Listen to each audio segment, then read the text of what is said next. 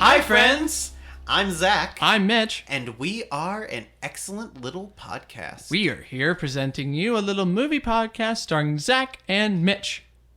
We're doing a podcast? We are doing a podcast, but I got some news for you, Zach. Uh-huh. It's spooky time. Ooh. It's spooky season. Are we in October yet? Not yet. Oh, okay. We are in pumpkin spice time. You know what? According to Orlando, October starts in like about August and September anyway. Well, and so we're fine. We're on track. We're on par. Here's the thing. So you know how everyone says that spooky season starts around pumpkin spice time? Oh, yeah, 100%. In my opinion, spooky season starts when Dairy Queen starts selling their pumpkin pie blizzards. Okay, for sure. So I love their pumpkin pie blizzards. Okay. Second best blizzard behind Oreo. Okay, I feel that. And we found out you're getting a Dairy Queen. We're getting a Dairy Queen around me. Yeah, evidently it's opening up in Kagan's Crossing pretty soon. Not sponsored. But I'm excited. Dairy Queen's going to be opening up hopefully soon. There's no sign or anything out there, but Google evidently is. Yeah, I sent it to Zach. I'm like, you son of a gun! You've been hiding a Dairy Queen by you. There's no Dairy Queen by me. I would be there a lot if there was a Dairy Queen by me. But then we found out it's coming. Yeah, it's coming. Yeah. So I'm excited about that. So yeah, this is our first. Well, not first horror film of the year. No, because we got Scream. Yeah, but this is our first horror film of spooky season. Yeah, mm-hmm. Barbarian. Yeah, and we gotta say this right now, since this was made by 20th Century Studios, which is owned by Disney. Yep. We are Disney cast members, and we do not represent the brand or the company. Yeah, we do not speak for them. So, yes, we cannot say, technically you could go into it, they're Disney shills. Oh well. We aren't. No. Disney does not pay us for our ideas. Mm-hmm. But our ideas are our own, and we do not speak for the company's ideas. One more quick thing. This recording is a tribute to my long lost dog, Sam. Yeah. Doggy heaven. He's on the Rainbow Bridge. Yep.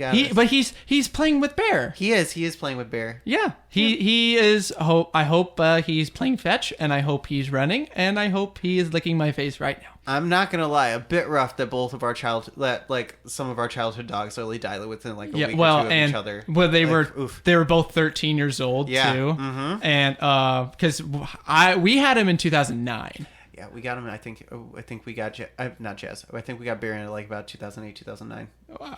2009. It would have been. Yeah. What month? We got him in August. We got him in May.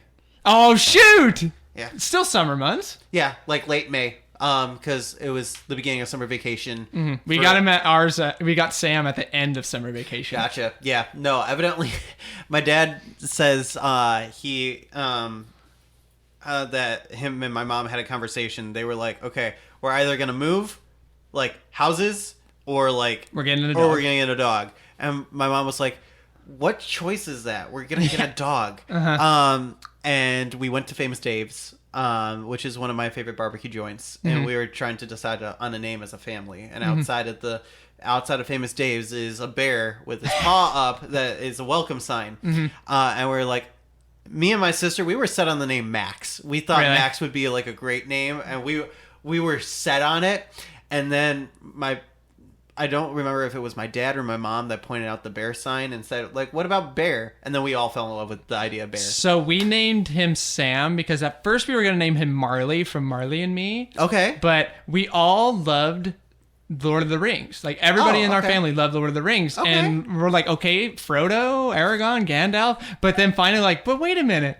We all loved Samwise Gamgee. Let's name him Sam. I love because that. Because Sam was like the protector of of Frodo, and you could almost say like he was the head of the fellowship, so quote unquote. So we're like, we're gonna name him Sam. And Sam, if you hear me, you were the best dog in the Midwest. Well, and the funny thing was that so I did not meet Bear until Bear got home. Neither did I. Us. I don't know where exactly we got Bear from? I think we got him from a puppy farm. I'm not entirely sure. I know we got Sam from an actual breeder. It's possible. I don't know where I got mine. Because Sam was a very rare English Labrador. Very rare dog. Bear was a golden retriever through and through. Really? Don't know if he was a thoroughbred 100%, but he was definitely a golden. But the thing is that I think my mom and dad and sister, I think, went to go see the dogs. Mm-hmm. My mom and dad for sure. But what I remember from what they told me was that they actually picked another dog first. Mm-hmm. But when you go to those, you pick a number 1, you pick a number 2, you pick a number 3 in case 1 and 2 were already spoken for. So number 1 evidently was spoken for, but Bear was picked because Bear kept on nibbling on my dad's jeans. We called him the personality dog. Not the clearance puppy? Not the clearance puppy. We call him the personality dog because, and I was like, I want personality. Like, why didn't you pick him as your number 1? Mm-hmm. And so Bear chose us. Yeah, this episode is a tribute to both our late dogs, Sam and Bear. But we got Jazz. Hi, Jazz. All right, so I love you. So Barbarian. Yes, back to something that has no things with dogs at all. Directed and screenplay written by Zach Kreger. Zach Kreger, the guy from Whiteyest Kids You Know. Oh my God! Literally another Jordan Peele instance, and I loved his directing. I loved his screenwriting. This guy, future Hall of Fame horror filmmaker. Okay, I wouldn't go that far. I will.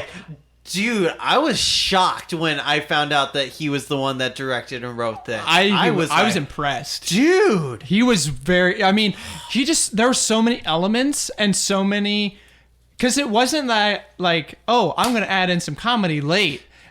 The comedy just came. Yeah. Naturally. But like, there was something that just immediately from the first shot, I'm just like, oh, this had me on the edge. I think I looked at you. You were like leaning like. Oh yeah, I always lay down. Yeah, but I was not lay down, but I always I don't sprawl out on the armchair. Mm-hmm. But I always have usually got one arm up, and I'm usually laying on my arm. Well, my seat was broke, so your seat was really broken. She was 101. Yeah, she was 101. But I was immediately like, oh, from the first shot. You were on the edge of your seat the entire time. And it's all thanks to Zach. Yeah. Well, not you, but... Yeah, not me. Spelled the same, though. Yeah. Which is but your last name is Prewish. Correct. But his name is Kreger. Yeah. Almost like Krueger. That's fine. Like Freddy Krueger. Ugh. You just sent other flashbacks. Not related to Freddy Krueger, but to another professor that I'm not a fan of. But yeah, very, very well. I think this is his film debut. Director. Possibly. Or at least close. Dude, great Bravo. job. Bravo. I mean, yeah. But yeah, so, and I also want to say, because we haven't watched a film in a while, so, we watched Pinocchio. We watched Pinocchio, but we hadn't watched something in a while, so I was just I was hearing great things about Barbarian.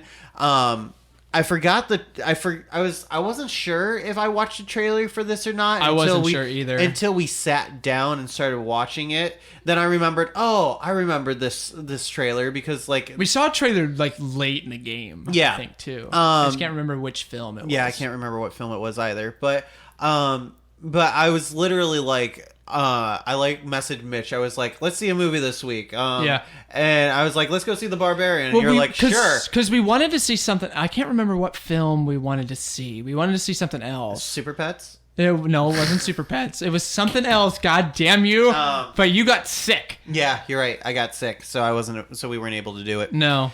I think the last film we saw was Bullet Train? Last film we did see was Bullet Train. Yeah. Sorry, guys, we're struggling. Yeah, we're struggling. It's okay. We're going to get back to our weekly scheduled program. One quick summary. Yeah.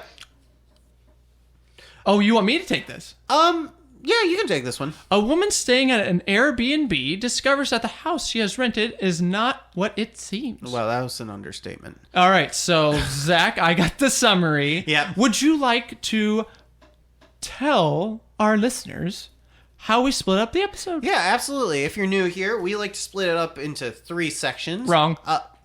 No. Well, we got the introduction, but we're already done with that. Wrong. wrong. Excuse you, sir. I thought I was doing the split up Go here. ahead. All right, so we do set it up into 3 different sections. We have our non-spoiler side, our review side, so if you don't want to be spoiled, you can hear what we thought about the film and about non-spoilers and then give our review. And then we go into our spoiler section. You will sound the alarm. I will sound the alarm. It will be very bluntly obvious, so don't worry. But what we will also say is that we do our reviews a bit differently around here as well. We split it up into normally 3 categories. There are sometimes a 4 and a 5, but we don't discuss those that technically often. a 1 and a 5. A 1 and a 5, yeah. But we normally split it up between 3, which is Eat It All Up, which is we enjoyed the film. We think you should go see it. Definitely a good thing that we think you should dive into. Then we have Needs to Cook a Little More, which it needs a little bit more seasoning, maybe cook a little more in terms of like we maybe need a new director or a couple of scenery rights or a new actor or actress. Or maybe a little side of ice cream. Or like a side of ice cream or a nice pairing of a wine. Like just to bump it right back up to definitely not Eat like, It All Up. Definitely not like beer or something like that. I was a beer drinker. I was. I would never go wrong with a nice ice cold soda pop. Yeah, I do agree. I like my ginger ale. I like my Coke or Pepsi. Or not Mountain Dew. Not Mountain Dew. Mountain Dew is one of those that if you're one to pull an all-nighter, like all-night binger, that's Code where Red. Code Red Mountain Dew. Yes. That's your go-to. That's where you grab like a 2-liter bottle of regular Mountain Dew and you have Code Red on the side and be like, all right, we're in it for the long haul. And you go into work, like your eyes are wide open. They're like, did you sleep? No. What'd you do? Oh, I binge watched something. What'd you binge watch? And I saw the face of God. But like, I mean, that's literally kind of what it is. That's fair. Depending on the show. But anyway, so we have Eat It Up, Cook a Little More where it needs a little more seasoning, and then we have Feed It to the Dog Jazz. So that one's for the one where we still recommend you see it, form your own opinion, but we do not think the most highly of the film. All right, so we are now in non-spoiler section. Yep. And Zach, since you did such a splendid job of describing what we do here, thank you. Would you like I'll accept that compliment. Thank you. Well, don't get used to it now. Okay, all right. We're just partners here. You can degrade me. It's fine. Okay. You suck. Okay. Or what is it? Kung accept Fu Panda. criticism. Your Kung Fu Panda. You stink. All right. I accept all criticism. So, Zach, would you like to give your first thoughts? Yeah, absolutely. So, I was pleasantly surprised by this. I went into it going, okay, I think this is going to be kind of still a little bit more run-of-the-mill horror movie, kind of a little bit more. And don't get me wrong, it has all the classic horror movie tropes. Like, it is a horror movie of your standard nature. It's no Jordan Peele. It's no big hoorah over. But I will probably go to say that this probably will be the best horror film of the year. Really? For me. Yeah. I don't know how many horror films we're going to see this year. We've got a bunch coming. But, I mean, it beat out Scream. But Scream is kind of like a parody horror-ish. More of a like a legacy sequel. Yeah. So, whereas this is an actual original thing. Yeah. So, but this was really well done. I don't want to say something special, but it sticks out from the crowd, you know? Okay. So are like you get your classic, you get a monster. You do get a monster in this one. A monster? You get a monster. And is he in the closet? No, but we'll stay down for this one. There's nobody in there. No, Sully's not in there. Sully's not in there, and there's no monster under my bed, thank goodness. Well, you don't have a... I don't have an under. You're right. I have drawers, but you're not checking my drawers. I don't want you checking my drawers. I do have an under, but all my game systems are I have there. an innie, not an Audi. But anyway, so you have a monster. You have protagonists. You have your main protagonist. You do have few other things. We do have a few other things, but it's very stereotypical horror, I will say. Okay. But it's done very, very well. So, if you're finished, yeah, go ahead, Mitch. What's your first thoughts? So, when I watched this film, I also got the stereotypical horror film. I don't know if it's going to be the best horror film. For me. It could because change. There's a lot. There's a lot this year. There's Halloween Ends coming around. Fuck that. I'm interested to see it because it's the end of a trilogy. We may watch that on a certain place. It's possible. It's possible. Yeah, that again. I would really it's not happening. We're talking context clues here. We're tiptoeing around it. It's gonna come around. We're gonna make the announcement pretty soon. Yeah, because we can't continue because something may it. not happen. Yeah. But there's that Smile film and other things like that. Smile was interesting. We've been seeing a lot of trailers for it. But this film, when I watched it, even though I saw stereotypical kind of horror film-ish vibes, when I walked out of that and I drove home and thought about it and processed it, I felt like I was watching one of those films that a lot of people watched back in the 70s and 80s that, like, I feel like this could be a lot of kids' version of, like, Halloween or Nightmare on Elm Street. Ooh, interesting. And because obviously it's not a slasher. No, not a slasher. But when it comes to, like, this brand of horror film, a lot of people, a lot of young kids, not our age at least. I'm talking like pre-adolescent, 8, 9, 10-year-olds, sometimes maybe pre-teens, like pre-puberty teens. They're going to look at it as like, this is going to change the Halloween horror genre. And I wouldn't say it would do that. But I could see it. I really could, because it had the very... Even though, yes... I'll give it this. Its storytelling aspect and how it lays it out, I think, was done very well. I think that's why... Its newness, I think that's why a lot of kids will be like, oh, we want to see more films like this because of its storytelling. Not because of how, like, scary it is. Yeah. But how different it is. Sure. That's why Halloween and Nightmare on Elm Street and Friday the 13th were so popular. Yeah. Because it was different. Yeah. Compared to other style horror films. Well, because before you really had Hitchcock films, well, and you also have Vincent. The creme de la creme of well, you horror. also have Vincent Price, where horror wasn't horror. It was just funny crap. Yeah. Even though, like, I love Vincent Price. Yeah. He's from the Midwest. Do you know that? Yes. Yeah. Mm-hmm. St. Louis. Meaning he's a Cardinal fan. Yay. But yeah, so like I get what you're saying though. Like there and again, I don't want to sell short here. Like sure. it was Zach Krager did a really good job and the cast did a really wonderful job, and we'll move on to them in just a second. But but it could be a best. I feel like it might be a best horror movie of the season. We'll see. We'll see. Hey, we still have Hocus Pocus 2. That we do. We do have Hocus Pocus 2, man. We have that. We're living on a prayer here. And we also have Werewolf by Night.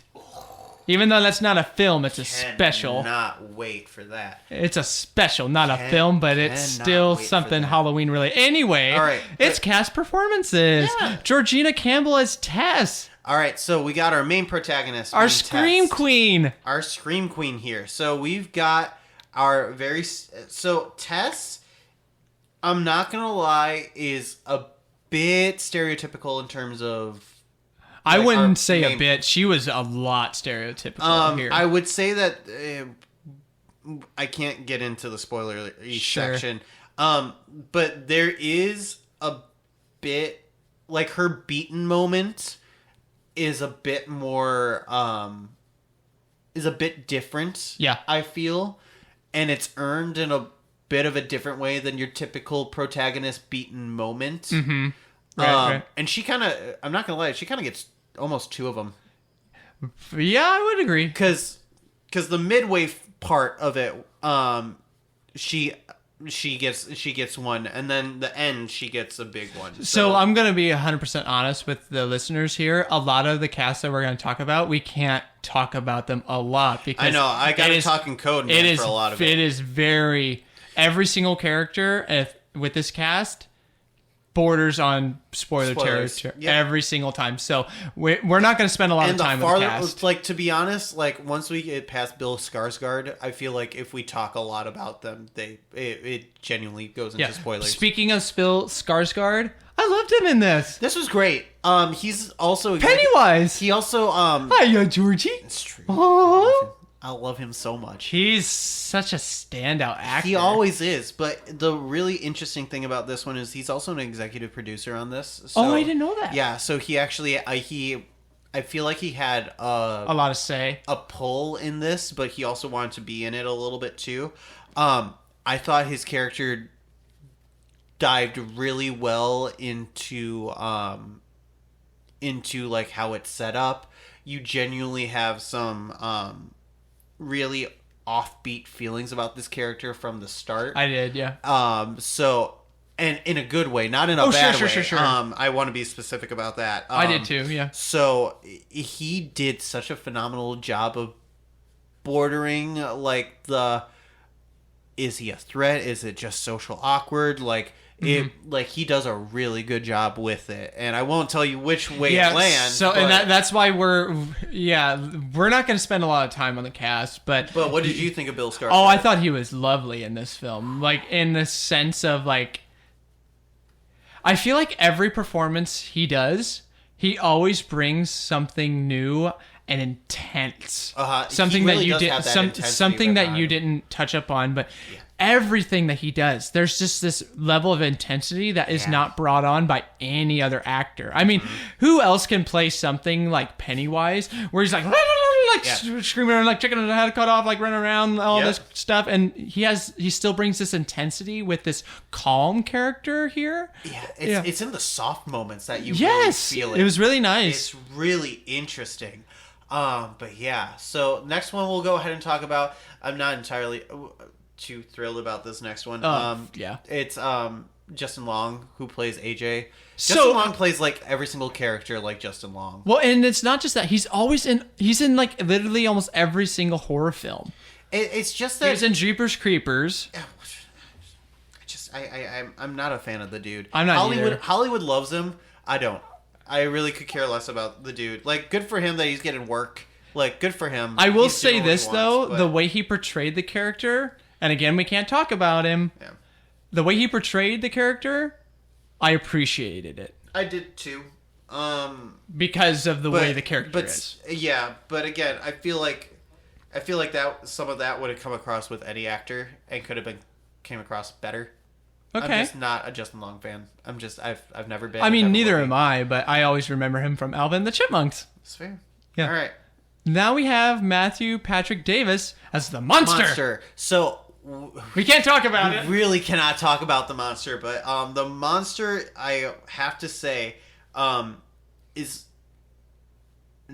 done in a way that is terrifying. Not expecting the twist makes sense. Yeah. It's earned. The performance is really well done. Mm-hmm. A lot of work was done. And I will give it this. There were a lot of moments that they could have done CGI on this. They didn't know. And they didn't. And I always want to commend when practical is done. And they do wonderful practicality with this monster specifically. Mm-hmm. Really, really well done. But we have one more cast. Yep, and this is the one that we really can't talk anything about. Richard Brake as Frank. Interesting. Then that's putting it lightly. And that's putting it kind of lightly. Mm-hmm. I'm not gonna lie. Out of the cast, he's the weakest. Not the weakest. Yeah. Take that back. Justin Long is weaker. Yeah. You just don't get a lot of time with him, and we can't really discuss it. I think he was fine. Yeah, he did good. I appreciated him. I wouldn't even say good. I think he did fine. I appreciated what he did. That's fair. All right, so that's the cast. Okay, now we have some other things to talk about non-spoilerly. Non-spoilerly. Yeah. So this is definitely a horror film. Don't get us wrong. But it also has suspense elements. A lot of suspense. There is a lot of close camera work that's done in this film. Mm-hmm. There's a lot of darkness that is done in this film. Well, and one thing, not only in its like tones, but actually like physically dark. Well, and I also appreciated that. You know how a lot of horror films are always like jump scare, jump scare, jump scare. It didn't rely on those jump scares. No, and then made had them, but it didn't rely on them. And that's what made the film better than most modern horror films. I agree with that. Because I'll give it that. Because the first, I haven't seen It Chapter 2, but I remember the first It relied a lot on jump scares. They did. A ton on jump scares. But they were really... I felt like each jump scare was really well done, which is why I thought It Chapter 1 was really... Well, you didn't like It Chapter 1? I loved the first one, but I haven't seen the second one. But I feel like... Well, and that's what I'm talking about. I'm talking... Since you're bringing up It Chapter 1, I feel like that's where a lot of its money was that when it did do jump scares, they did them right and purposeful. Okay. That's what I mean. Oh, okay. That I will agree. There were a few, like there were too many, but the majority of them, they were well placed. Mm-hmm. And same thing here, like you mentioned. The jump scares, very well timed and very well placed. Yeah.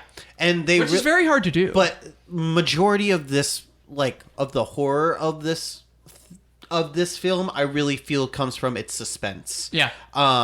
There's a lot of... the best way I like to say it is what makes good suspense is if you continue to turn a key. Yeah. And you're waiting for it to unlock, and you keep on turning, and you keep on turning, and you keep on turning, and you're waiting for that like unlock or lock. The more you turn, the better it is, and each of the payoffs are really, really wonderful in this. So really well done on the suspense version of horror. I thought that supersedes, I'm not gonna lie, Nope's suspense multiple times. I thought it did a really wonderful job of that. You want to talk about the next thing? Yeah, I feel like that is one thing that you really love about this movie. Is this next thing. One thing that this film has, as most films have, it has 3 acts. Yeah. And each act is its own definitive thing. Especially in this movie. Well, and I'm not going to lie. When the first act ended, I was like... I almost asked you, is it over? I mean, because that's literally how a lot of these acts felt to me. And that's why I think this film is really different than a lot of horror films, because... You can't really tell until later on which act switches to where. And whereas this, you knew. That's the end of that act. Yep. This is the beginning of this. And they don't, like, force it into your face of, like, here's act 2. Like, no. It's not like title. Kind of like Nope, exactly. Yeah. Nope kind of split its acts into different horses as they disappeared. When it had the title screen, too. Yep. This one, it's... First act to second act is a little more blatant. Oh, absolutely. Second to third is a little more hidden, but it isn't as blatant. No. It's there. It's noticeable. You can tell, but it isn't as blatant. Well, and it's something that isn't done in horror film. Not really. Like the Halloween films, it's just straightforward. It's continually moving. Same thing with Nightmare on Elm Street, and it's very abundantly clear that there's... The Friday the 13th films is only one act plays, to me, in my opinion. Yeah. The majority of them are like climaxes. Here comes Jason. He has a big machete. He's gonna kill the campers, pretty much. Yep. But yeah, so the acts are very definitive. Yeah. I appreciate it a lot. But another thing that we also really want to bring up is Anna Drubrick's score. He's getting choked up.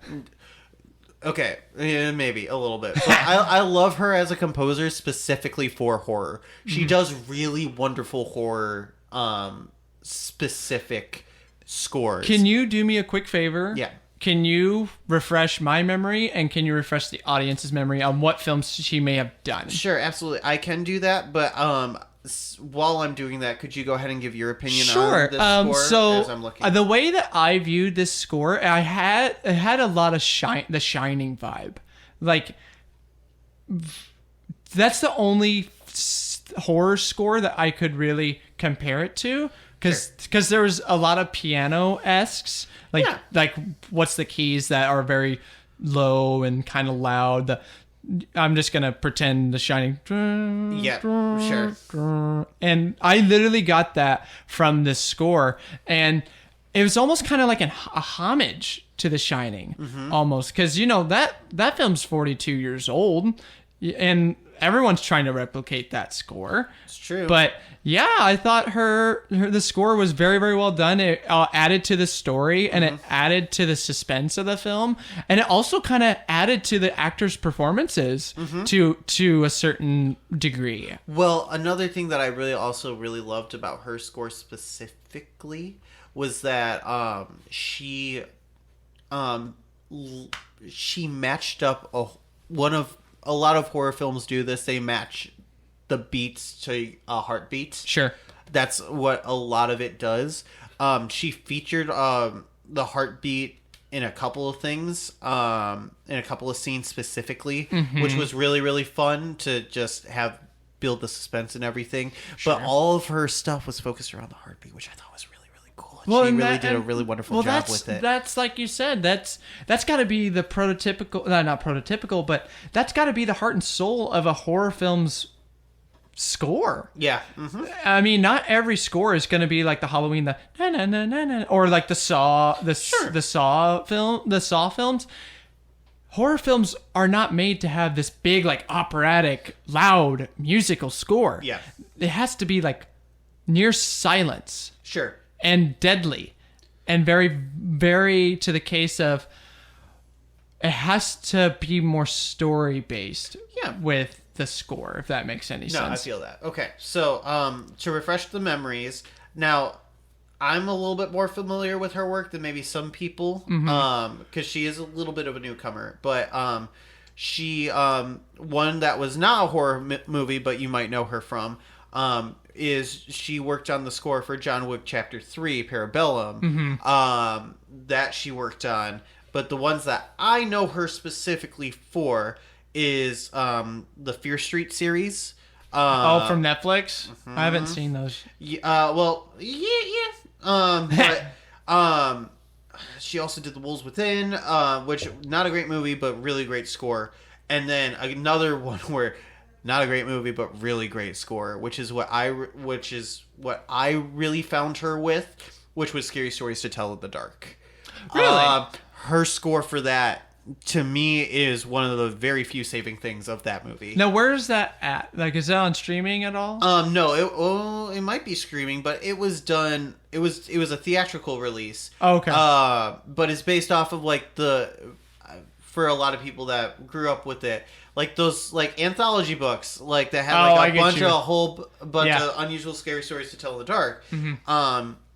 Let's see. I don't know if it's streaming on anything right now. I'll find that out. Yeah. But I really, really, really enjoyed the score of that movie. I was really disappointed by that movie. Because I can't really go into it. But yes, I think you and I both agree that Anna did a very, very splendid job. Wonderful. And then the last thing we'll go ahead and talk about is the rough setting of... It's set in... Detroit, yeah. Yes, it's set in Detroit, and there's my mom grew up around Detroit. She grew up in St. Clair Shores, so I'm decently familiar with Detroit. Wow, we are not sports. He just threw a ball, and I did not. It landed in my hand and it fell out. So we are not sports. But there might be a few sports episodes related soon. But when I say, like, it very much captures the roughness that is the Detroit suburbs. Oof. It does it to a T. Dang, it does. Well, it adds to the suspense. It really does, too. And there's a really excellent shot of, like, the first time where you, like, realize, like... Oh, shit, this might be, like, a Detroit area. Is like, in... 20 minutes into it's like film. About 20 minutes into the film and you're like, whoa. Well, because at first you don't really get a good viewing. You don't get a good view of it. You think I'm bordering a spoiler, so I won't tread a little further. But it's they do a really good job of concealing it, and then it's revealed, and you're like, oh, and then you realize you're in Detroit, and you're like, oh damn. Which again, props to everyone that lives in Detroit. I love my family that lives in Detroit. I love the area really is nice, and it is getting better. Don't get me wrong, but you have to be a specific person for living in Detroit, and more power to you. Did you know that they filmed Batman v Superman in Detroit? They've also filmed, so controversially, they filmed, I didn't know that, but controversially they filmed Batman Begins and The Dark Knight in Chicago, but Dark Knight Rises then went to Detroit. I think they filmed RoboCop in there too. Yeah, RoboCop. Well, it takes place in Detroit. I don't know if it was filmed there. It wouldn't surprise me. I wouldn't surprise me either, because it's the point of RoboCop is like, we're in Detroit. Yeah. But moving on. It's time. We'll go ahead and move on to our review, which there really wasn't a whole much to say about this, but I ate this up. I'm not gonna lie. I also ate it up. I think on the lower tier of eat it up. I'm not gonna lie, but I still ate it up. Like in terms, I think it's in the middle. Like lower middle for me. I feel like it's. We discussed this in another review that we've done. Yeah.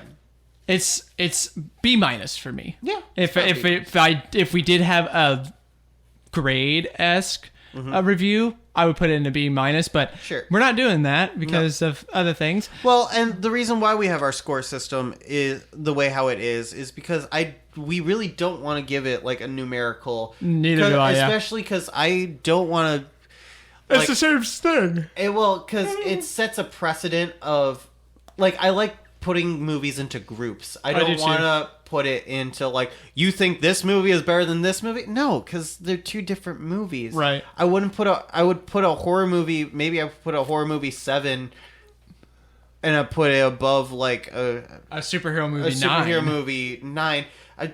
They're two different genres of two different movies, which Correct. is why we feel like putting it in the group represents it a little bit better than putting a numerical value on it. Yeah, but I also ate this up. Yeah.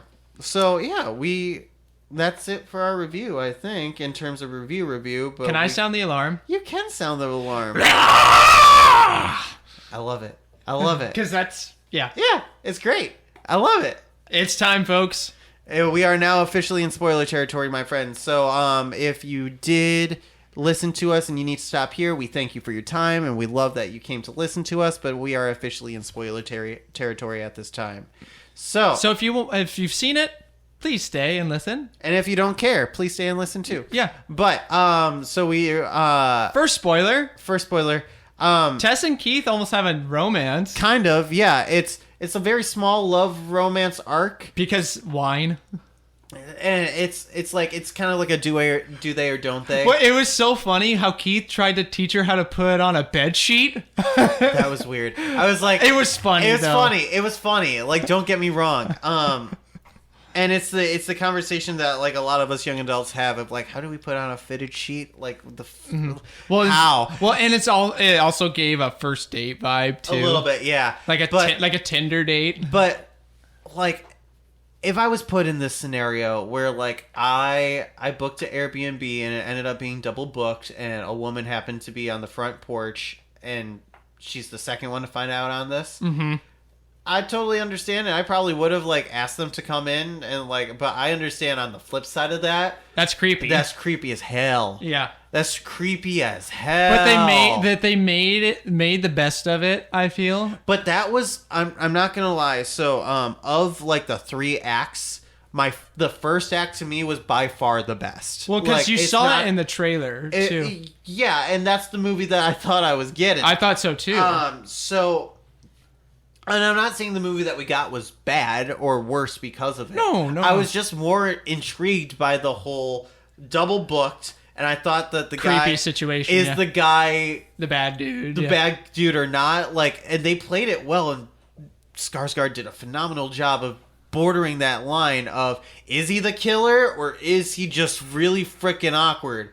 And he plays it freaking well. Well, and then that kind of segues into the catacombs. Yeah, so So you see it in the trailer.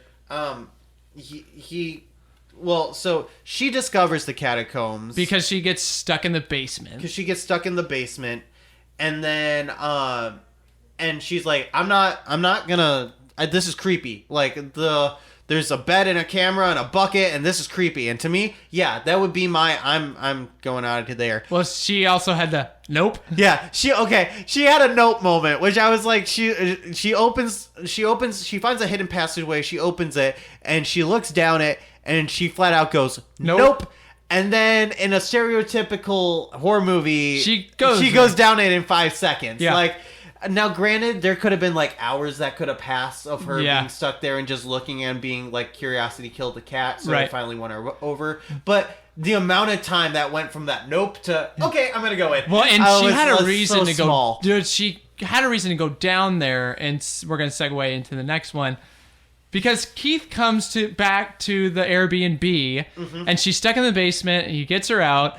And she's like, I'm not going down there again. Because of the room. Let's get out of here. Well, and Keith's like, thinking he's going to be the awkward, like, big man. Let me go look. Yeah. But, like, he's like, I want to make my own decision kind of thing. Like, and I was like, fair, but it's a stupid decision. Yeah. And I'm electing to ignore it. I would be the fuck out of there. So he goes down there. But this is the important part that I feel like we do have to say. So he says, like, you don't have to go down there. Just wait for me. Right. Wait up here and wait for me. You don't have to come down. Mm-hmm. So I was like, okay, that's at least somewhat reasonable. Mm-hmm. I understand that. Yeah. However, commentary coming. If you start screaming, I'm gonna go after you. No, I'm not. Sorry. Fuck you. Well, no, fuck you too. No, bitch. If the same situation happened between me and you, and I said no, I'm fucking leaving.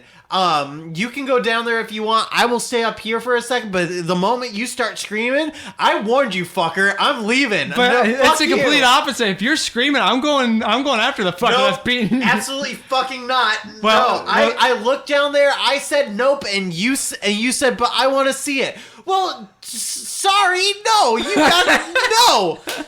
Screw you. I warned you. You went down there anyway. So screw you. Fuck you. I'm not. Okay.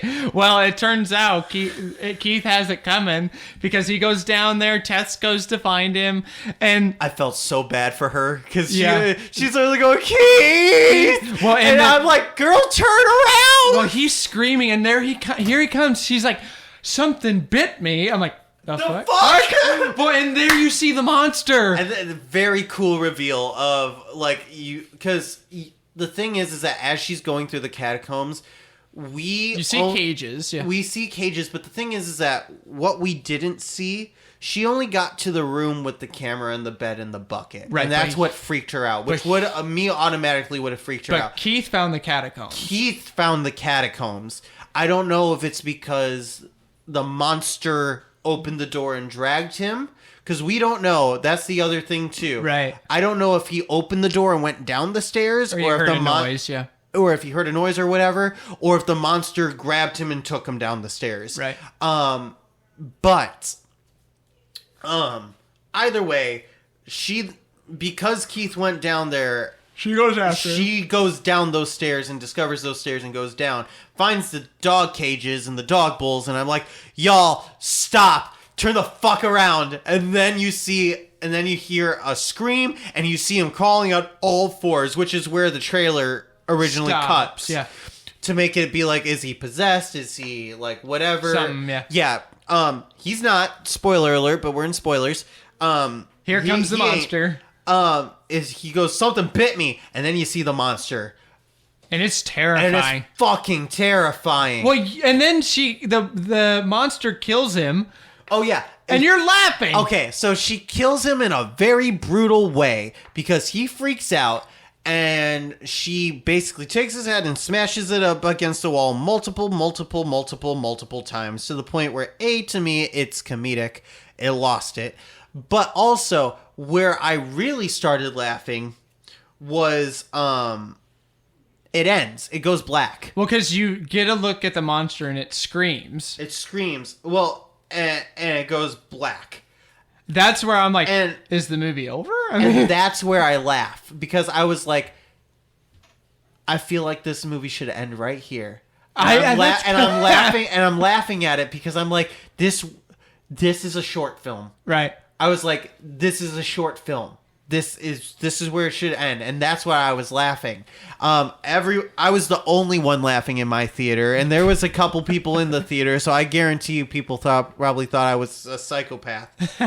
So I don't care. But then you kind of find, you get a look at the monster too. But then it jumps to our second act, and it goes into a plot of an actor who's got maybe his first pilot of a TV show. And he's getting accused of rape. Great commentary. This is the one that's played by Justin Long. Mm-hmm. Great commentary. And then they cut to a bar scene to where, like, at first, like, it's played, like, by, like, maybe he didn't do it, maybe possibly. Well, you also find out he owns the Airbnb. That they go. But and he goes there. But this part is important.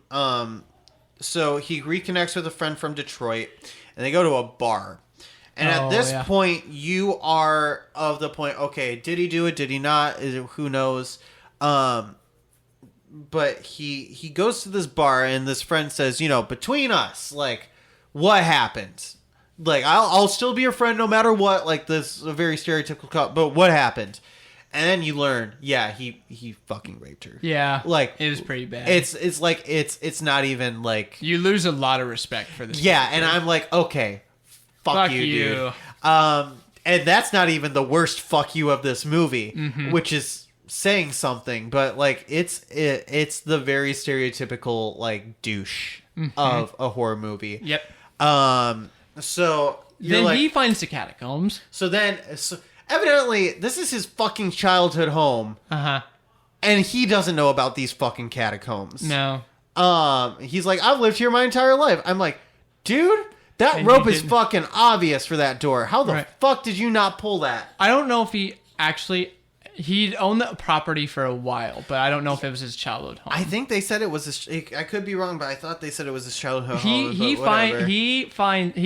hurting for money. Yeah. And then he finds the basement and the hidden room, and then he starts measuring it out, thinking like it's gonna add property value to his home, which I'm like, stupid fuck. But then he opens the catacombs and he keeps measuring. Yep. And then he finds a room where it shows a mom like teaching like how to breastfeed. Yeah. And that's where it kind of hits you what the monster is. It's a mother. It's a mother. Now, to describe the monster, it's a 6.5, 7 foot tall monster, a bare naked lady. Yeah, I mean bare naked lady. Bare naked lady. Nudity heavy.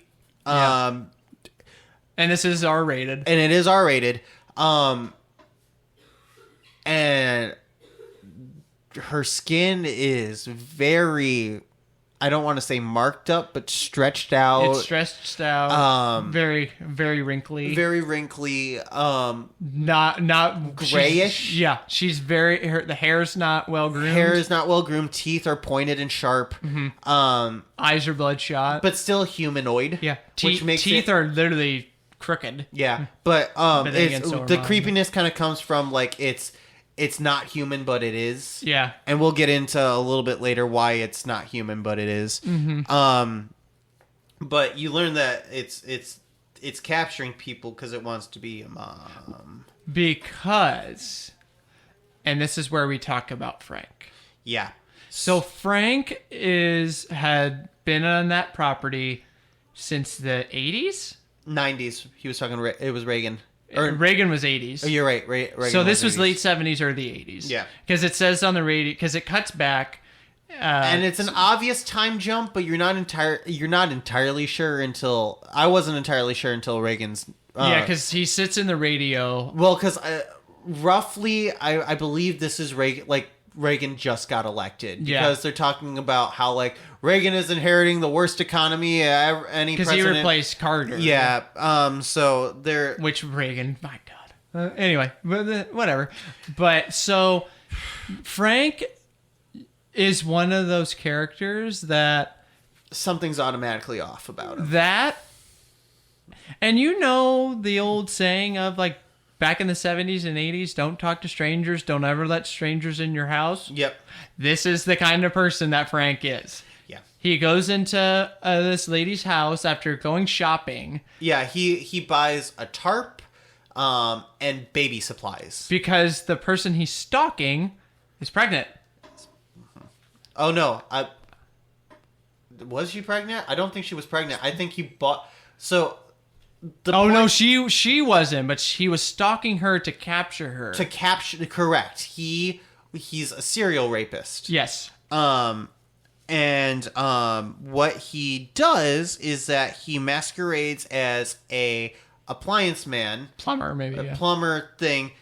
He said, I think he's an he does it as an electrician yeah. Because he says he comes into this woman's home, he knocks on her door, and she's like, and he says like, hey man, we've had power outages in the area, is it okay if I just do a quick check around the house? So he does, and he goes to the bathroom and unlocks the window. So you're like, oh, this is what he does. Yeah.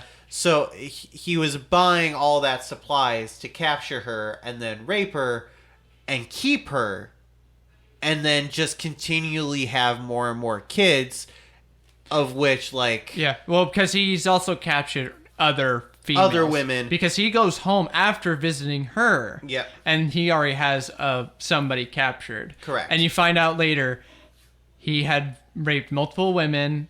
And then rapes the children. Yes. So. And then they have kids. Mm-hmm. And then they have kids. And they have kids. Which then... Which then gets to the inbreeding, which is where our monster comes from. Yeah, and it's kind of a very disgusting act. Oh yeah, 100%. And Frank shoots himself. Yep, Frank shoots himself because Justin Long finds him. And so that's the thing. It's alluded to like that is that the monster. There's one homeless guy in this movie. Yeah, and he's like, that ain't the worst thing in that house. Mm-hmm. The monster ain't the worst thing in that house. He's alluding to Frank, but we don't entirely know that yet. Frank's still alive. Frank is still alive. But the thing is that what kind of also sets it up is that Justin Long is running from the monster, running, and he finds a door. Because he doesn't know where the frick he's going. Well, the monster comes. Yeah. And then the monster comes, and he's got a flashlight on the monster, and then the monster goes away. Yeah, she starts to back away. You're like, oh. Something is worse. Something is worse. And then you find out it's Frank. Frank's the literal monster. And she's just trying to be a mother. Which also, very creepy, because I don't think we really went into this. How she wants to be a mother is that she's captured Tess and Justin Long, throw them in a hole, and then she tries to bottle and breastfeed both of them. Yeah, it's quite horrific and sickening. Yeah, I almost threw up a couple times. Yeah, it's disturbing is the correct word. I think that it one really is. So, but Frank, I think at that moment, just he's living basically off of water, her milk, and he's a hermit. He's a squatter, is what he is. Mm-hmm. And he, but I feel like he hasn't been with the monster in a while. Right. But the monster still takes care of him, like the bare minimum take care of. Mm-hmm. When Justin Long's character comes in, he's pawing for water. What you think is water, and he drinks water, but what he's actually pawing for is for a gun in the nightstand. Well, because Justin Long's character found the videotapes. But I feel like he wanted to die himself a while ago. Yeah. So I think he was pawing for the nightstand even to begin with, but he's like, oh, water, sure, I'll drink water, but nightstand. Because so what I thought he was actually pawing for, because there's a bell. There's a bell. I thought he was gonna paw to call the monster. Yeah. But no, he was pawing for the gun to shoot himself. Well, because Justin Long's character finds videotapes of him raping all these women. Yeah, pretty much porn. Yeah.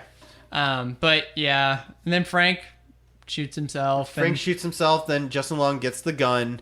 And he shoots Tess. He shoots Tess. I did gasp at that. I did too. I did see it coming. I did, because I was like, okay, it's the dark. Yeah, there's the light. You can't see. Well, she's gonna get shot. Well, she was like, I didn't think that. I didn't think that. I thought it was gonna, because they played it off for a second like she was dead. Yeah. So I was like, oh shit! I didn't think they were gonna do that. But then she wakes up, and then I was like, okay. Then they try to get away. Yep.